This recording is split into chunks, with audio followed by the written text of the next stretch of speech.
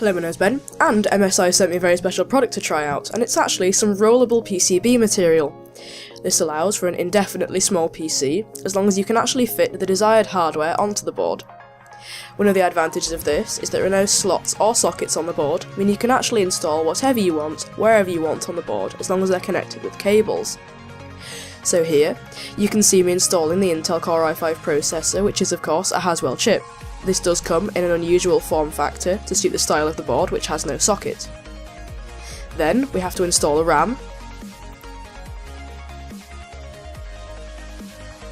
and then link them all together using these special, low-profile cables found in the power supply box. First, we have to link the CPU to the RAM, and then plug another cable into the RAM for later. After this, we need to install a cooler for both the CPU and the RAM. It is important that the plastic is left on to actually protect the cooler from any unwanted heat.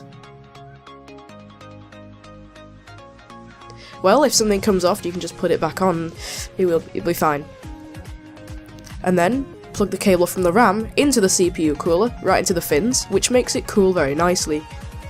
After this, plug the fan cable back into the fan, which again aids cooling performance and actually doubles the bandwidth going to the fan blades, which makes them much better.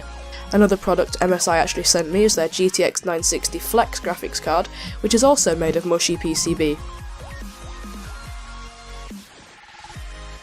To install this, simply select your desired orientation and then lay the card onto the motherboard, pressing gently. Then, connect this to the board with another one of the short cables found in the power supply box. Obviously, such a setup needs better cooling, so I've enlisted the help of the good old Fractal Design 120mm fan. Just sit this next to the setup for optimal airflow coverage. You'll notice that the fan cable actually comes with another of the thin cables to plug it into the main motherboard. Just plug that in beside the graphics card cable, and then plug the fan cable into the CPU fan so all the fans can work together to create optimal silence and cooling. So, have great fun making your own tiny powerhouse gaming system this spring.